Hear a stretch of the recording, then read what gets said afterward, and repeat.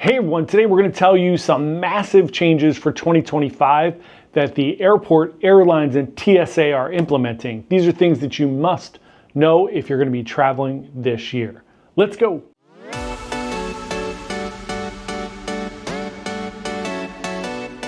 Hey everyone, John here from Bite Size Travels. Welcome to the channel. We have a lot of new subscribers. Thank you so much for subscribing and coming to check out our videos. Today we're going to give you another few tips that we think are massive changes this year that the TSA, the airlines, and airports are implementing. And you don't want to get left behind on these. The first one is one that I think is very funny and I really appreciate it, so let's get into it. That is, emotional support animals are no longer allowed on airplanes for free.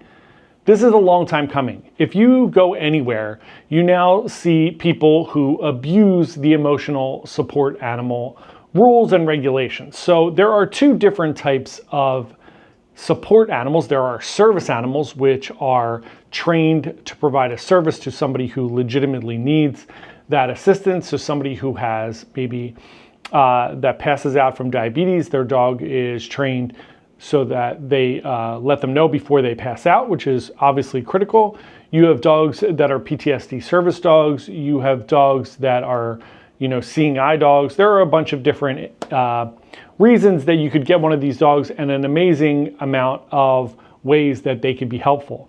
These dogs are licensed and are allowed on flights. They're allowed everywhere, really anywhere that the public is allowed to go.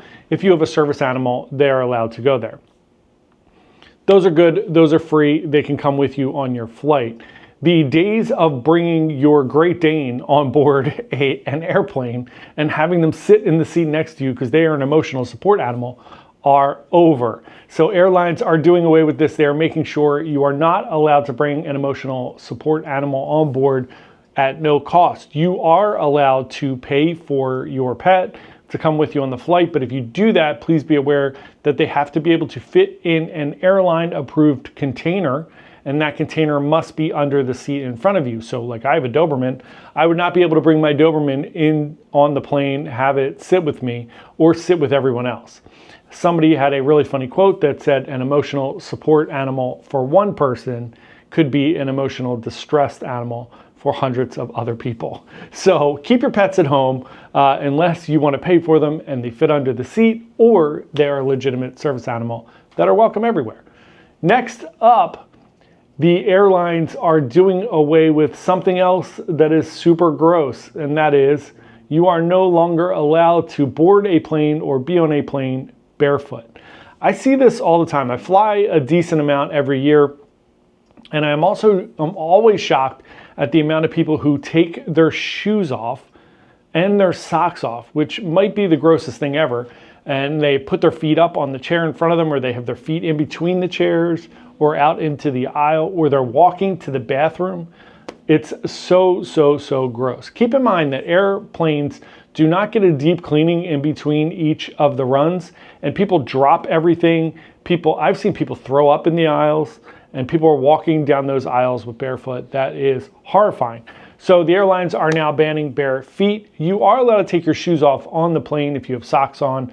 You still shouldn't even do that, in my opinion, but just keep in mind if you are trying to board the plane barefoot, if you have flip-flops on or something like that, you are no longer allowed to take your shoes off. Next up, let's get into the next one. Alcohol, not banned at the moment, but it is under review by a bunch of different airlines. And this is due to, since the pandemic, the wave of just unruly behavior on airplanes and in airports. If you YouTube or Google any of the terms like airport passenger gets arrested or airlines kicking someone off or banning somebody, it is happening more and more and more, and a lot of this bad behavior is due to alcohol, obviously. So you have people sometimes in the airport for hours before their flight, maybe something got delayed or canceled, so they're at whatever establishment is there and they're drinking, or they're doing this on the airplane. You're allowed to order 2 drinks at a time from most airlines. So all of the different airlines are evaluating this. No changes yet, but I do think some point in the future we're going to see some changes there. And as per normal, It is the outliers that ruin it for the people who actually just want to have a Bloody Mary or just enjoy themselves and have a drink. So this is why we unfortunately cannot have nice things. Very, very, very sadly. Next up, please keep in mind there are 2 updates with driver's licenses and flying. The first is you are no longer allowed to fly with an expired driver's license. This was a loophole for a long time. You just brought your expired driver's license, you could still go. It was still considered a legal form of ID. It is no longer considered that, and you are no longer allowed to fly with a standard expired driver's license. Also, as of May 7th, you are no longer going to be allowed to fly with a driver's license at all. You will need to have a real ID. If you're not sure what a real ID is, if you look at your ID, there is a star in the top right of it if it is a real ID. This is just an enhanced driver's license. It is heavily scrutinized, so there's a little more security behind it, trying to really ward off these fake IDs and different things that are going on. So you can get a real ID. They are very simple to get. If you make an appointment or go to your local DMV, it does not take long at all. You need to bring 2 forms of identification, your passport, your current driver's license, and then you need 2 forms of your address. So you bring those and your social security number, and you can get your ID upgraded to a real ID. You will need that as of May 7th in order to fly. Otherwise, you will have to bring a passport, and hopefully you have a passport.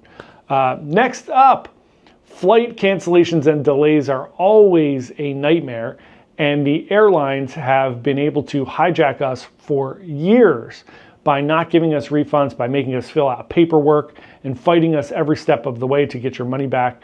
That is no longer the case. The US government has ruled that the airlines can no longer negotiate, make you fill out paperwork, or jump through any hoops at all. If there is a delay of over a certain period of time or a cancellation, they must refund you within 7 days on your credit card or within 20 days if you paid cash or a check, and there is no intervention by you. This also includes any upgrades. So your baggage, if you upgraded to first class, if you upgraded to some particular preferred seat or anything like that, all of that, you have to get your money back immediately and no more jumping through hoops just to get it. Last but not least, American Airlines is leading the way with a new technology they're rolling out at airports that I think most airlines are going to kind of get behind and also do. If you decide to stroll up, first of all, the people that stand by the boarding gate and wait to board when you are in group 7, why are you standing there before boarding even starts? It's unbelievable sometimes. I didn't know this, but the airlines call them lice passengers because they're just hanging out by the thing there. That is pretty funny. So American Airlines has now put into place a little security prevention technique that if you walk up to the boarding line and it is not your group boarding and you decide that you're going to roll up and board, a loud alarm will play and then you will be forced to go to the final boarding group. I love this. I wish they would do this for anyone who's standing in line prior to do it. There's nothing worse than if you're in like boarding group 1 or boarding group 2 or 3 and you have to fight through a sea of other people that are just standing there when you're just trying to get on, and it really does make it less effective and it takes longer to board than it would if everyone would just kind of wait until your number was called and then get in line. So they're going to be implementing this across several airports on a trial basis, and I do think everyone will get behind this. And I think eventually there is going to be something in place where they just need to have it more orderly, even if they line people up by groups, whatever it is, so that your group stays here and then you board when it's ready. Those are the things that you must know in 2025 when you are headed to the airport.